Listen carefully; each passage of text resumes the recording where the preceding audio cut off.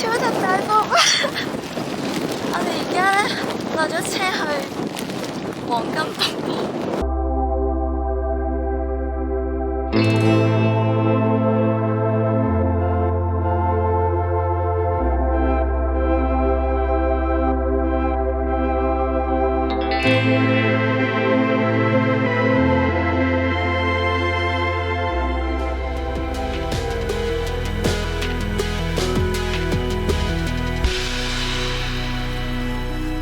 早晨，大家好。今日係第二日喺冰島啦。尋晚超級早已經瞓咗，因為真係時差關係好眼瞓啦。好啦，我哋今日第一日呢，就會出去郊外啦，就係著名嘅黃金圈。大家嚟到冰島呢，都會去呢個黃金圈，就係 Golden Circle 啦。呢個金圈呢，就係一個 circle 咁樣啦，啲景點圍住，咁就一日就可以去晒啲景點嘅。首先我哋就會去呢個新格維利爾國家公園，由呢個首都雷克雅未克咧，大概40分鐘到啦。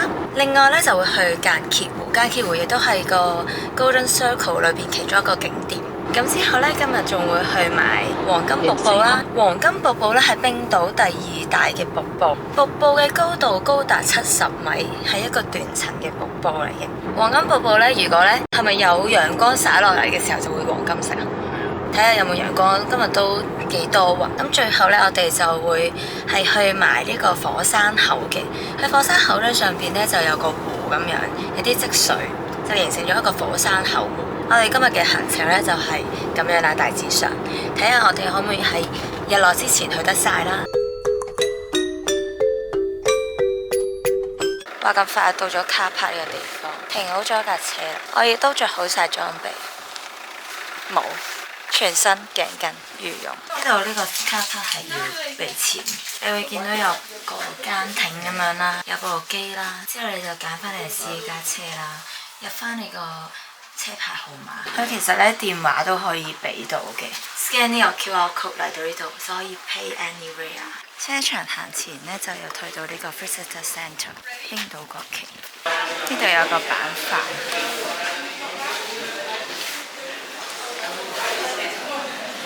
張台暗藏玄機啊嚇！呢度就係黃金圈啊。Here we are on the North American plateau, and you can see the kind of in the landscape here, a lot of the cracks going north-south. And on this side we do have the Eurasian plateau, and those two are separating. And that's what's happening about the village Grindavik. You might have heard that we had to evacuate. We had a village close to Keflavik Airport. With 3,000 people living there. 交界下，呢個就係首都啦。我哋就揸車揸到嚟黃色呢個地方。呢個湖就係出邊個湖，然後呢啲水咧就喺個冰山流過嚟啊，幾千年嘅水。之後我哋今日就圍住呢個圈，即係嗰個 circle。有個步徑咧對出嚟，就可以望到頭先所講嗰個湖噶啦。啲水咧就係冰川流落，就形成呢個較大個嘅湖啦。我哋而家行緊歐陸板塊，歐洲同埋美洲板塊嘅中間。我哋頭先個步徑呢側邊有條路就可以行落嚟啦，超深。跟住就望翻出去頭先個湖。呢度我哋喺亞洲同埋美洲板塊嘅中間，唔知呢邊係歐洲啊定係美洲？呢邊係歐洲啊定係美洲？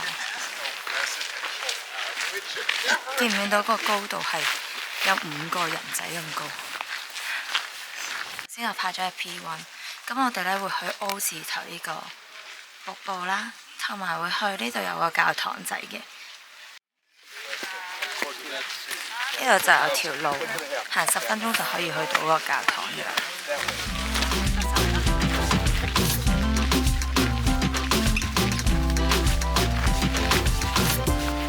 呢個機閂埋咧，以為係 close 咗，點知咧原來係推開就得噶啦。我哋前面呢個人就拉開個閘行翻入嚟。經過咗呢一嚿石，有個打卡位 National Park。行過見到呢個 National Park 嘅標誌啊，呢嚿嚿石。我哋而家去緊 O 字頭嗰個瀑布。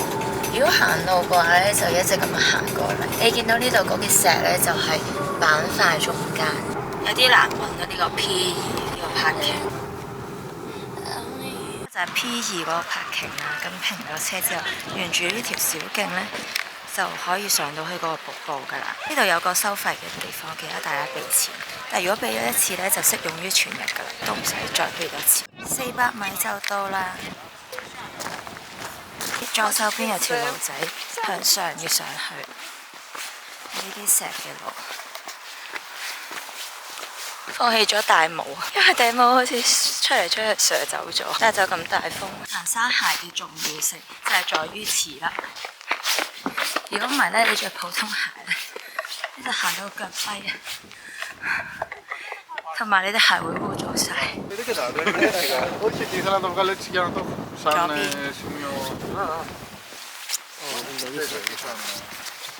到啦，前面就係呢個瀑布啦。喺板塊中間嘅有個瀑布，就喺呢度啦。睇下幾氣勢磅礴，有啲水氣已經飄晒出嚟。呢個瀑布就係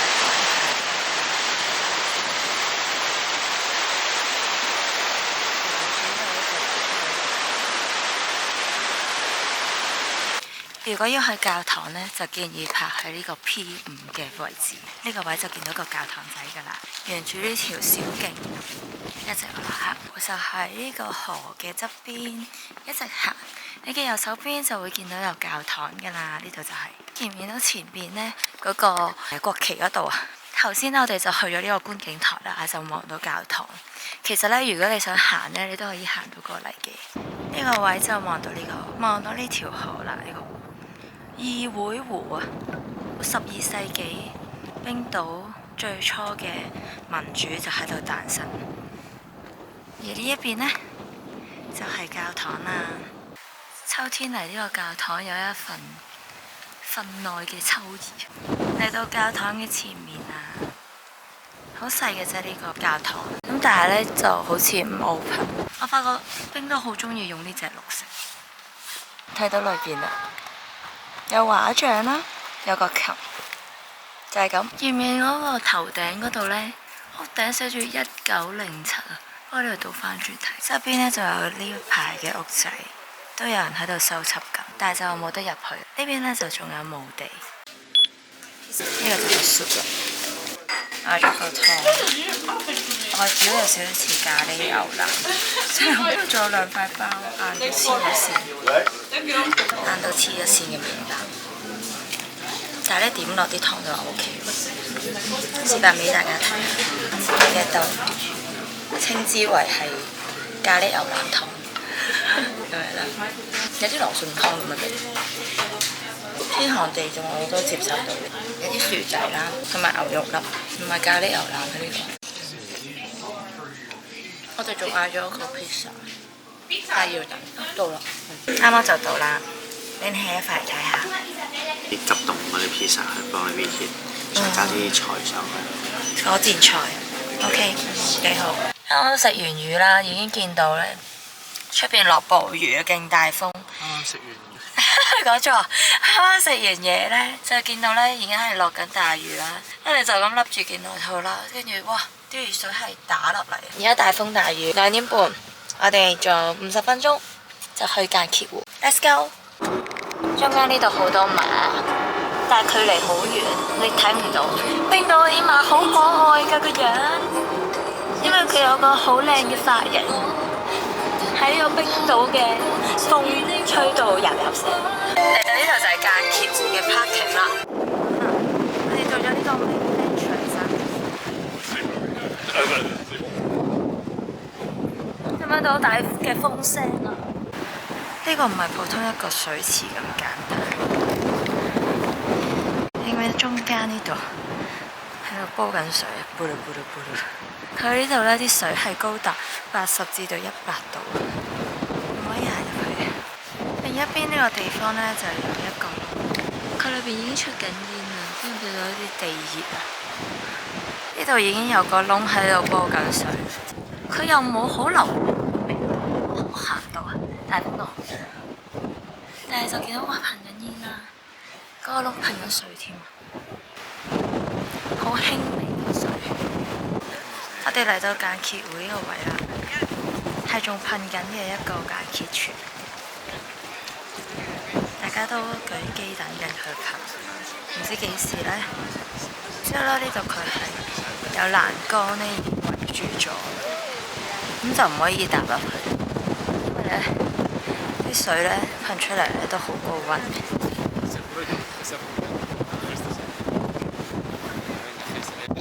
大家喺度等佢噴之際咧，喺度吹緊西北風。呢個颶風級數咧，應該可以係香港打風嘅程度，就快吹得喐我個人。究竟要等幾耐咧？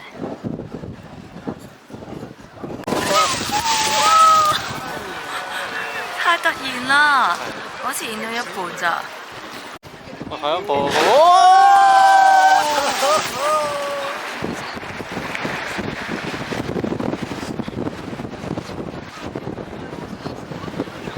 唔知佢會唔會第二次咧？但係都唔係彈咗好高啫。係啊，係啊，係啊，又係假嘅。係啊。有個細路已經數緊3、2、1。佢好似想噴，但係噴唔到出嚟喎。佢要食粒瀨尿牛丸就可以噴到。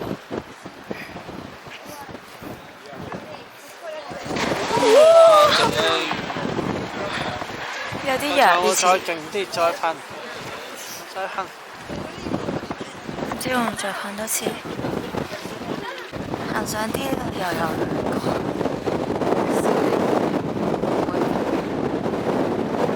邊呢個湖呢，就係藍色嘅，另一邊呢個呢，就係綠綠地色嘅，而下面呢，就係我哋勁多人喺度等緊會識噴嗰個間歇泉啦。我想講真係好大風，舊嗰個唔會再噴嗰個就喺呢一度。我哋再去望下舊嗰個，哇好大風，攞唔到嘢。間水而行，你睇下啲水流緊出嚟。因為呢一個呢係高身少少嘅，所以佢啲水就會係咁涼少少，暖暖地喎 feel 到。藍色啦，大風到一個成面男人都係可以吹得喐。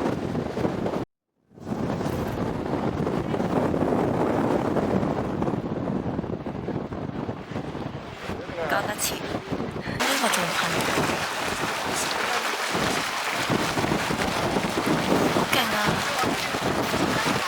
下面有個水煲煲緊水，沿途又有其他呢啲窿窿，都係煲緊水，所以呢個地下啲水全部都係煲緊，佢都會噴有少少咩？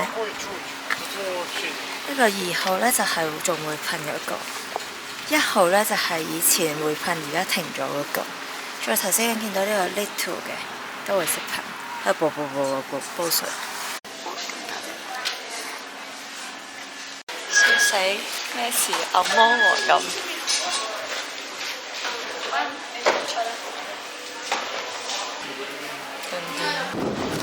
超級大風！我哋而家呢，落咗車去黃金瀑布，大佬，你睇下啲頭髮都遮晒我個樣，點搞？大風到爆炸，忽然間落暴雨。但係唔去又唔得喎，又天黑咯，唔係講笑，就係諗住咁樣繼續。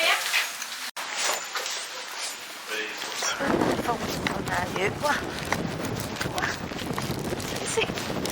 好大風！我哋嚟到黃金瀑布呢個地方啦。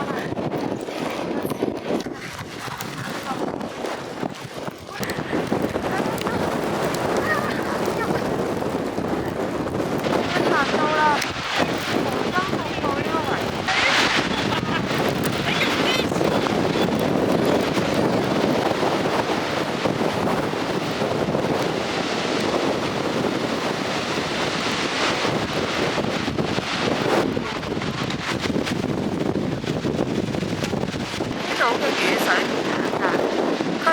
入你嘅身體裏邊。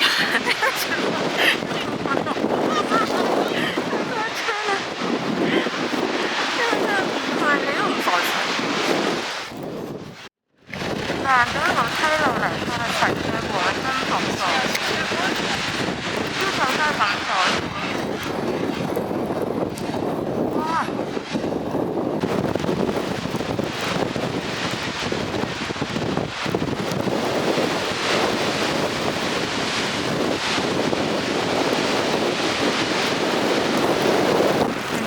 行落去就係黃金瀑布。冰島嘅天氣真係唔係咁簡單，大風好大，加油去快！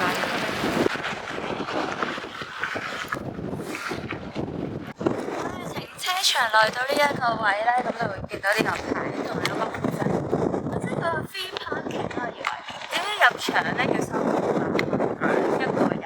而家唔使收錢。有啲人話6:30唔使。係咯。上到嚟呢個火山口湖，同樣都係咁大風嘅，就幫到咁夜都有人行。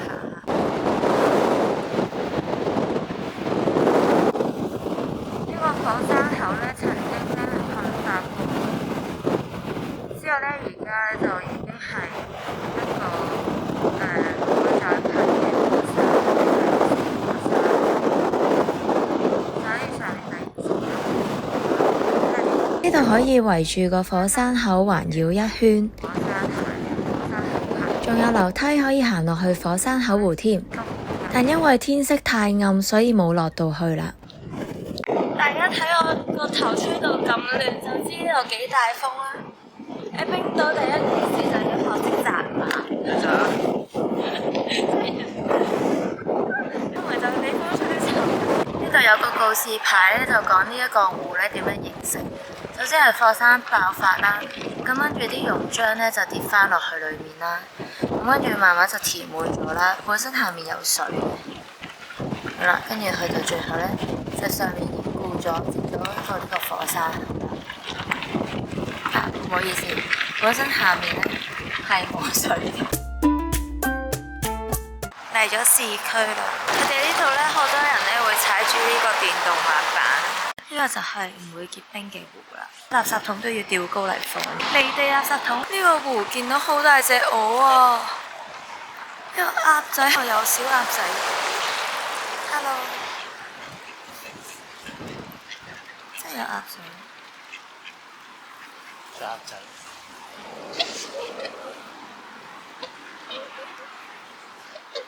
呢度有個 sculpture， 拎住公事包嘅石頭人，表情猶如石頭一樣咁樣拎住個袋去返工。聽唔聽到啲鵝喺度叫啊？試下佢，佢裏面係羊肉腸，聽講係全歐洲最好食嘅嘢。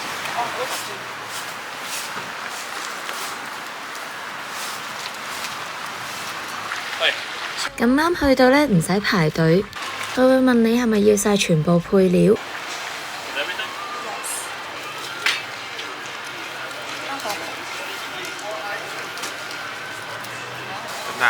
OK 啦，1540，而家試下。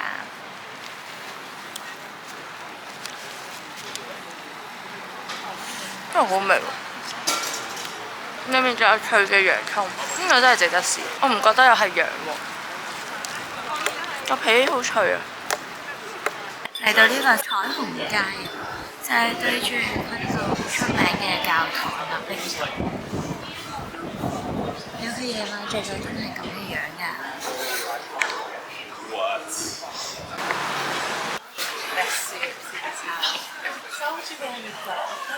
嚟到呢一間冰島好出名嘅麵包湯，通常每日有2個湯，一個蔬菜，一個肉湯。結果就賣剩蔬菜啫，冇計啦。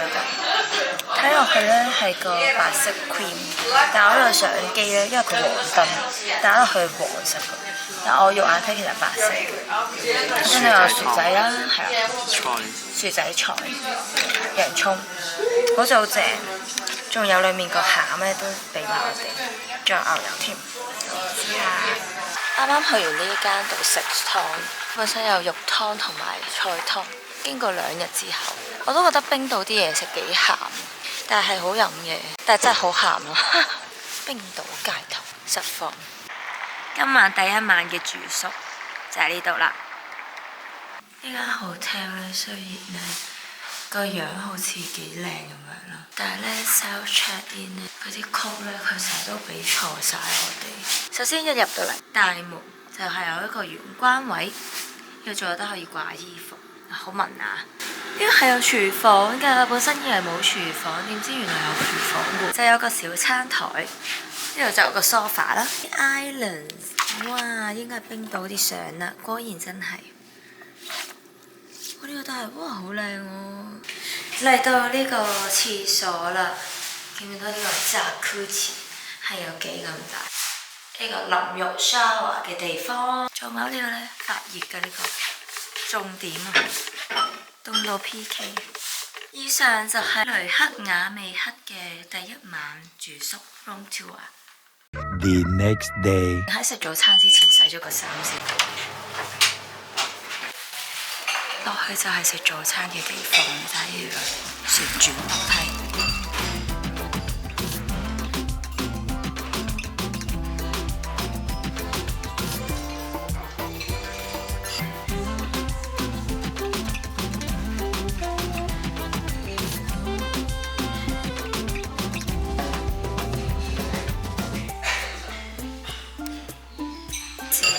早餐有我平時我都唔會食嘅包，有啲 ham 啊、bacon 啊，呢個好似炸薯餅、腸仔、再蛋，佢話冰島啲蛋好貴，仲有芝士，有2個嘢飲同埋咖啡。中意今集嘅內容記得 like、share、subscribe 我 channel 啊！下集見，拜拜。